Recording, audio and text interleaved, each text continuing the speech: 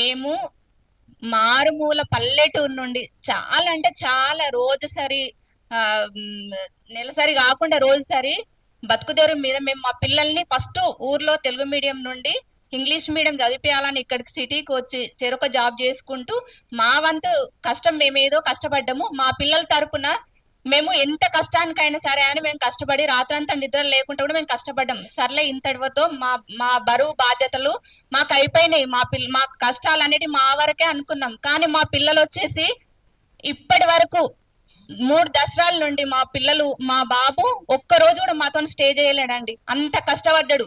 Day and night బాబు తిన్నాడా పడుకున్నాడా ఇదే tension మాకు. వాళ్ళు ఒక గోల్ అనుకున్నారంటే ఆ గోల్ సాధించాలని ఎన్ని నిద్రలేని రాత్రులు గడిపారో, ఎంత ఉపవాసాలు ఉన్నారో, ఎంత కష్టపడ్డారో అది మాకు కళ్ళ నిండా మేము వీడియో కాల్ చేసి మేము చూసినాం. ఒక్కొక్క రోజు 2కి 3కి రేపు ఎగ్జామ్ అనగా ఇంకా అదేంటి కోచింగ్ సెంటర్ లో అశోక్ నగర్ లో ఉన్నప్పుడు కూడా చాలా చాలా రాజకీయాల తరపున ఇది పెట్టొద్దను చేయొద్దను వగేర వగేర ఏదైనా వైరల్స్ కావచ్చు.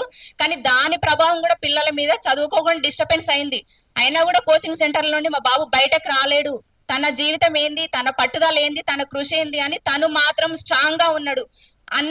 అన్ని డిస్టర్బెన్స్ మధ్యన ప్రిలిమ్స్ ఒకసారి మీరు పెట్టిన తర్వాత గత ప్రభుత్వము ముందు ప్రభుత్వం పెట్టిన తర్వాత కూడా దానికి ప్రిలిమ్స్ లో ఏదో జరిగింది, అవకతవకలు జరగాలంటే ఎవరో చేసిన పాపానికి మా పిల్లలు బలైనరు. సరే అప్పుడు కూడా పిల్లలకు అంత మెరిట్ లిస్ట్ లో వచ్చినాక కూడా వాళ్ళ మైండ్ అనేది డైవర్ట్ కాకుండా సెకండ్ ప్రిలిమ్స్ పెట్టారు. అప్పుడు క్వాలిఫై అయ్యారు.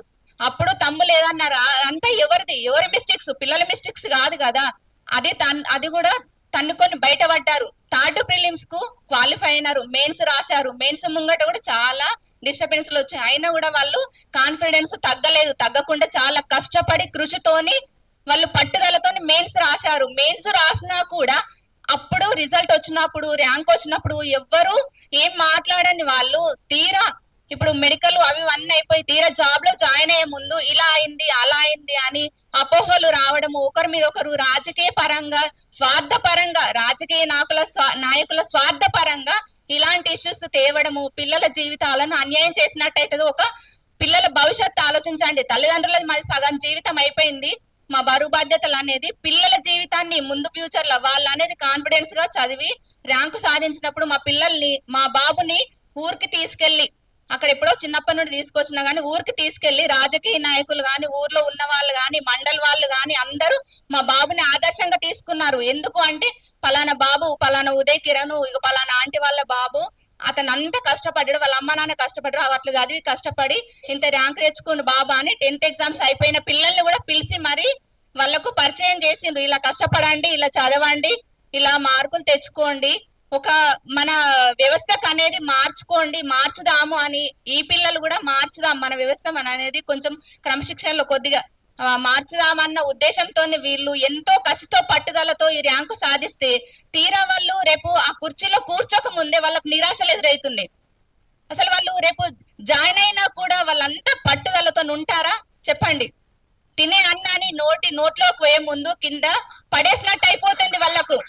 చెప్పండి, అది వేరుకొని తిమ్మంటారా? ఆ అన్నం కింద పడ్డ అన్నాన్ని వేరుకొని తింటారా? ఆ వేరుకొని తిన్నా మళ్ళీ ఎగ్జామ్ పెట్టాలి అని అంటున్నారు. సపోజ్ కి న్యాయ వ్యవస్థను నేను తప్పు పట్టట్లేదు, న్యాయానికి ఎప్పుడు అభినందనలు. మేము అందరినీ గౌరవిస్తాం, మీడియా వాళ్ళని గౌరవిస్తున్నాను, న్యాయ వ్యవస్థను గౌరవిస్తున్నాను. కింద పడ్డ అన్నాన్ని మళ్ళీ తిరిగి తినండి అంటున్నారు, రాయండి అంటున్నారు.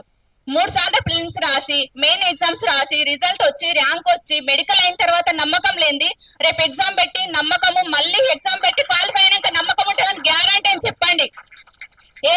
ఏ రాజకీయ నాయకులు దీనికి అండగా ఉంటారు చెప్పండి? రాజకీయ వ్యవస్థలో వేసుకోండి, విద్యార్థుల మీద రుద్దకండి దయచేసి. నేను ఏ పార్టీని ఉద్దేశించి మాట్లాడటట్లేదు, నా పిల్లల భవిష్యత్తు గురించే, మా ఇక్కడ ఉన్న అందరు తల్లిదండ్రుల పిల్లల భవిష్యత్తు గురించే మాట్లాడుతున్నాము. ఇది ఒక్కటి మాత్రమే పరిగణించండి. మీరు ఏ పార్టీలు ఏంటి అని నేను ఎవరిని తప్పు పట్టలేదు. నేను నా బాధతో నా పిల్లలు ఇక్కడ ఉన్న ప్రతి ఒక్క పిల్లలు తల్లిదండ్రుల బాధతో అంటారు. 3 కోట్లు అంటున్నారు. 3 కోట్లు కాదు, 30 లక్షలు కూడా బ్యాంక్ బ్యాలెన్స్ చూపించండి. ఎవరినో ఉద్దేశించి మాట్లాడట్లేదు. ఈ 3 కోట్లు అనేది ఎంత అసలు పిల్లల్ని సంస్కారంతో పెంచి ర్యాంకులు సాధించి పట్టుదలతో సాధిస్తే ఇవాళ ఎంత దౌర్భాగ్య స్థితి. 3 కోట్లు పెట్టి ఎగ్జామ్ వచ్చిండు, జాబ్ వచ్చింది అంటే అది ఎంత తలదించుకోలేని పరిస్థితి. రోడ్లో పడ్డట్టు అనిపిస్తుంది. తప్పు చేసి రోడ్డు పడినట్టు కాదు, ర్యాంకు తెచ్చుకొని మా పిల్లలు మేము రోడ్డు పడినట్టు అనిపిస్తుంది మా బాధలు. అర్థం చేసుకోండి ఈ విషయాన్ని మీరందరూ. ప్రతి ఒక్కరు అందరినీ కలవాలంటే కలవలేరు. ఏ సీఎం ను కానీ ఇంకా ముందు ప్రభుత్వాలను కానీ ఇప్పుడున్న ప్రభుత్వాలు ఎవరిని తప్పుపడట్లేదు. వ్యవస్థ అనేది సిస్టమ్ అనేది మారాలి. ఇప్పుడు ఇంతకు ముందు పిల్లలు, ఇప్పుడు మొన్న 10th అయిపోయిన పిల్లలు, ఇంతకు ముందు పిల్లలు, మా ఫ్యామిలీ పెద్ద ఫ్యామిలీ, మా పిల్లలందరికీ మా బాబుని ఆదర్శంగా చూపించిండ్రు, ఇలా చదవాలి ఇలా రాయాలని. రేపు పిల్లలు ఏమనుకుంటారు, మా బాబుకి జాబ్ వచ్చినప్పుడు గవర్నమెంట్ జాబ్ అనేది నమ్మకం పోతుంది. గవర్నమెంట్ జాబ్ నెక్స్ట్ నోటిఫికేషన్ పడ్డాక ఇంతమంది అటెంప్ట్ చేస్తారన్న గ్యారంటీ నాకు లేదు. అలా బాధ అనిపిస్తుంది.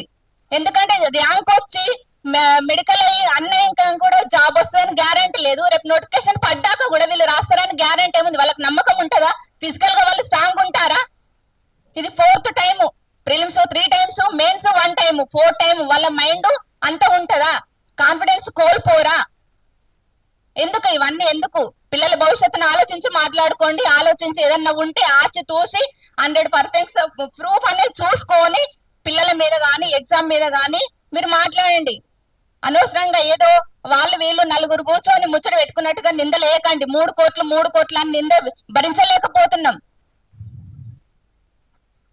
ఒక్కొక్కరిని ఎవరినో మీరు 3 కోట్లు పెట్టారంట కదా, మీరు కొన్నారట కదా, అమ్మారంట కదా, అవమానానికి సెన్సిటివ్ పిల్లలు అయితే వాళ్ళు ఏమైనా చేసుకుంటే ఎట్లుంటది? కనీసం అనే వాళ్ళకు లేదు ఆ ఆలోచన.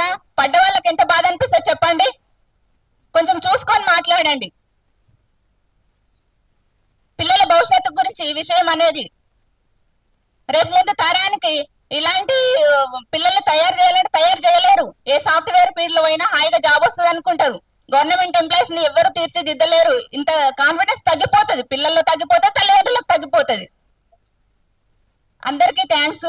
దయచేసి ఏమన్నా తప్పుగా మాట్లాడి ఉంటే క్షమించండి. ఇది వచ్చింది మాలో బాధ, ఆవేదన తప్ప ఇంకా వేరే ఎవరిని ఉద్దేశించి కాదు. Subscribe us and press the bell icon for more interesting updates.